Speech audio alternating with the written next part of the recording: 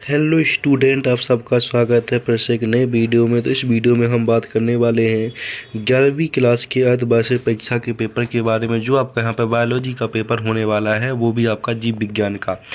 तो 11वीं class student एकदम रेडी हो जाइए। आपका हम यहाँ पे एकदम रियल पेपर लेके आ गए हैं, जो आपका यहाँ पे 11वीं क्लास का रियल पेपर होने वाला है।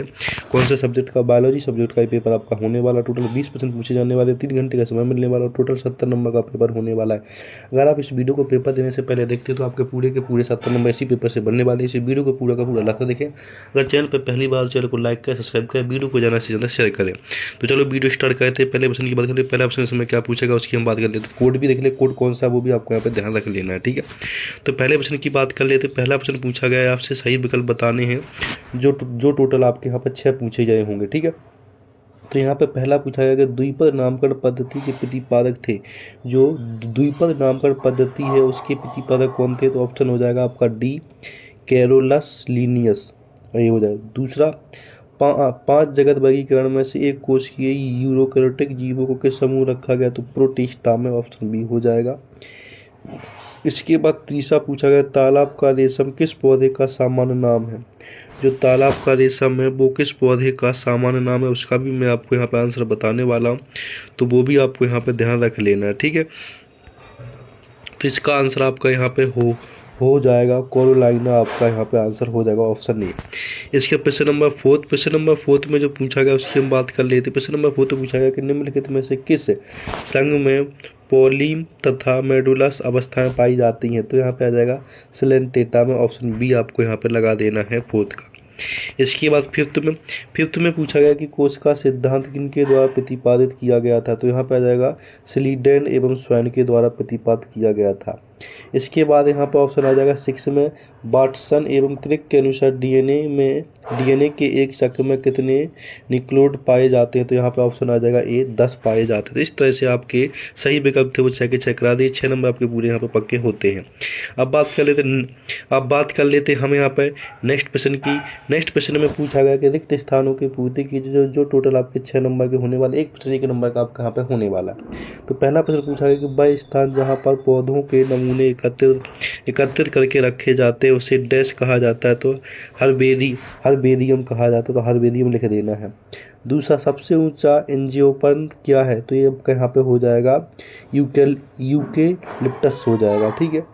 तीसरा, संघ आर्थ्रोपोडा में डैश प्रकार की सममिति पाई जाती है? तो द्विपार्श्व सममिति पाई जाती है। चौथे में द्विबीजपत्री पौधों की पत्तियों में डैश स्राव विन्यास पाया जाता है? तो जाली कावट पाया जाता है, ऑप्शन चौथे में कर देना है। ऑप्शन 5 में पूछा है कि न्यूक्लियोटाइड्स फॉस्फोरिक आम्ल पेंटोजा शर्करा डैश से बने होते हैं? नाइट्रोजनी से बने होते हैं। छठा में समसूत्री कोशिका विभाजन अनुवांशिक रूप डैश कोशिकाओं का निर्माण होता है? समान कोशिकाओं का निर्माण होता है, तो यहाँ पे आपको समान भर देना है। इस तरह से आपके रिक्त स्थान भी मैंने पूरे बताए, इनको भी आपको यहाँ पे एकदम रट लेना है, इसकी शॉट लेके आपको यहाँ पे रख लेना है। अब बात कर लेते हैं हम नेक्स्ट प्रश्न की। तो नेक्स्ट प्रश्न आपका यहाँ पे बनता है तीसरा, जिसमें पूछा गया सही जोड़ी बनाकर लिखिए। जो टोटल आपकी 5 नंबर की सही जोड़ी यहाँ पे होने वाली है। तो पहली जोड़ी को आपको यहाँ पे मिला देना, ऑक्सीजन को मिला देना द्वितीय वृद्धि में। इसके दूसरी को मैग्नीज को आपको मिला देना है सी में। इसके बाद मोमेंस संपुट को मिला देना है आपको यहाँ पे यूरिनरी ब्लैडर से, ए से। और माइक्रोप्लाज्मा को आपको मुनेरा से, और ईस्ट को आपको किडबन से मिला दे। इस तरह से आपको मैचिंग में मिलानी, जो आपके पेपर की दृष्टि से बहुत ही इंपॉर्टेंट होने वाली है, ठीक है। इसके बाद हम यहाँ पर नेक्स्ट की बात करें तो नेक्स्ट प्रश्न आपका यहाँ पे पूछा गया, उसकी हम यहाँ पे बात करने वाले हैं। तो नेक्स्ट प्रश्न पूछा गया कि सत्य असत्य का चयन करके लिखिए। जो 4th प्रश्न होने वाला, टोटल 6 प्रश्न आपके यहाँ पे पूछे गए। पहला प्रश्न क्या होता है पूछा गया है, ग्लाइकोलाइसिस की क्रिया कोशिका द्रव में संपन्न होती है? ये आपका यहाँ पर सत्य हो जाएगा। दूसरा, वायोफाइट केवल नाम छायादार स्थान पर पाए जाते हैं? तो ये भी आपका यहाँ पर सत्य हो जाएगा। तीसरा, प्रकाश संश्लेषण की दर हरे प्रकाश में सबसे अधिक होती है? ये आपका यहाँ पर सत्य हो जाएगा। 800 एस राइबोसोम 60 एस और 40 एस इकाइयों से मिलकर बना होता है? ये आपका यहाँ पर सत्य हो जाएगा। फिफ्थ वाला पूछा गया कि अमीनो एल्ब में COOH समूह नहीं पाया जाता, ये आपका सत्य हो जाएगा। छठा प्रश्न पूछा गया है कि कुछ स्थानियों को छोड़कर सभी स्थानियों में 14 कपाल तंत्रिकाएं होती है, आपका सत्य हो जाएगा।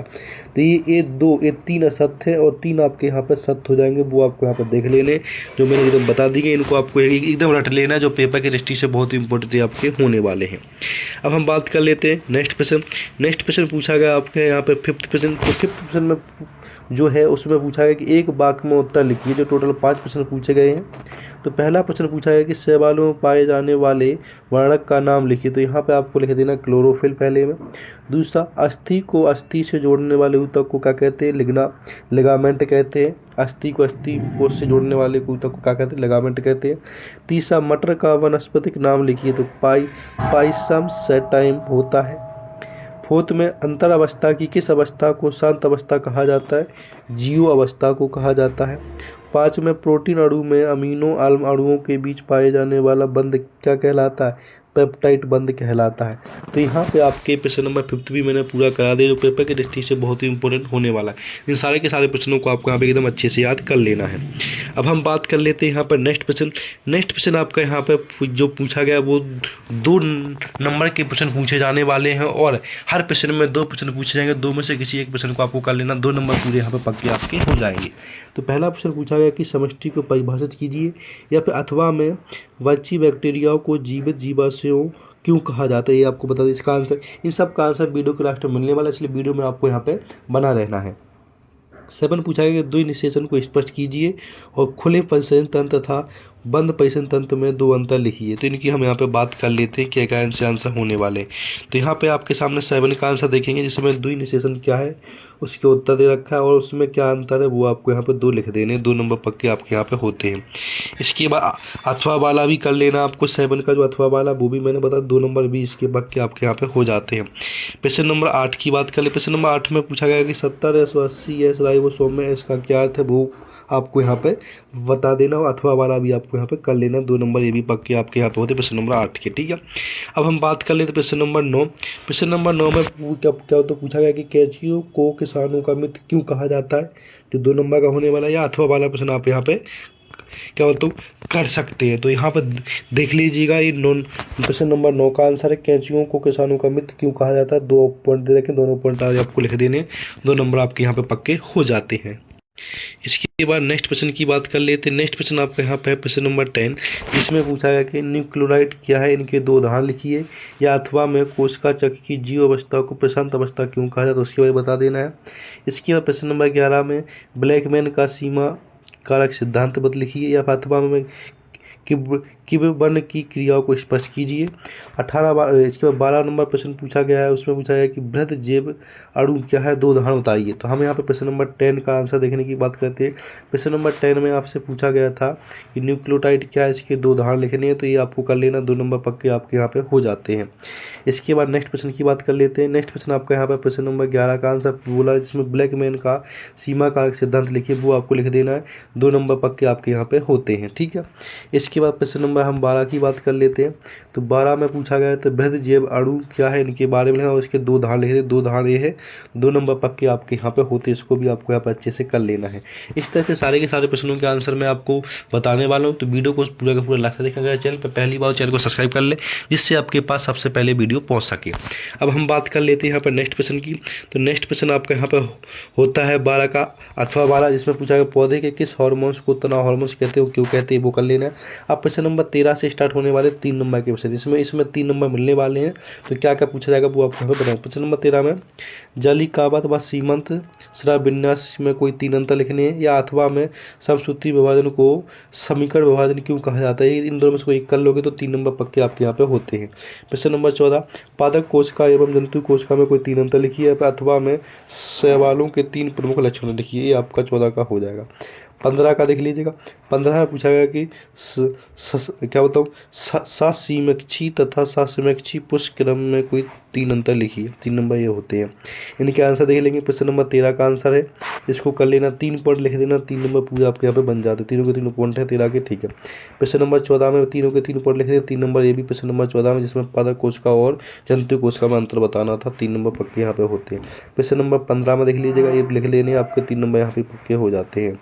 प्रश्न नंबर 16 की बात कर लेते हैं। प्रश्न नंबर 16 में पूछा गया कि पादप कोशिका का नामांकित चित्र बनाइए, या फिर तंत्रिका का नामांकित चित्र, इन दोनों में किसी एक का चित्र बता देना, आपके 3 नंबर पक्के हो जाएंगे। प्रश्न नंबर 17 में प्रोटीन के 4 प्रमुख कार्य लिख लिया, अथवा में डीएनए और आरएनए में कुछ 4 अंतर लिखिए, जो ये प्रश्न आपका 4 नंबर का होने वाला है। प्रश्न नंबर 18 में किम्बर्टन क्रिया को स्पष्ट करते हुए इसके महत्व लिखिए, ठीक है। किम्बर्टन क्रिया को स्पष्ट करते हुए इसके महत्व लिख देने। प्रश्न नंबर 16 का देख लीजिए, इसमें चित्र बनाने थे, दोनों में से कोई एक चित्र बना लेना है, तो पहला चित्र आप बना सकते हैं पादप कोशिका का, आपके 3 नंबर पक्के हो जाएंगे। प्रश्न नंबर 17 में 4 नंबर का प्रश्न है, चारों के चारों पॉइंट यहाँ पे हैं, आप इसको अच्छे से याद कर लीजिएगा, आपके 4 नंबर पूरे के पूरे यहाँ पे पक्के हो जाते हैं, ठीक है। इसके बाद ये आप पूरा का पूरा होगा। जो भी प्रश्न आपके यहाँ पे रह गए हैं उन सब के आंसर आपको टेलीग्राम चैनल में मिल जाएंगे, इसके लिए उसको ज्वाइन करें और वीडियो को ज़्यादा से ज़्यादा शेयर करें, चैनल को सब्सक्राइब करें, जिससे वीडियो को और लोगों तक पहुँच सके। धन्यवाद।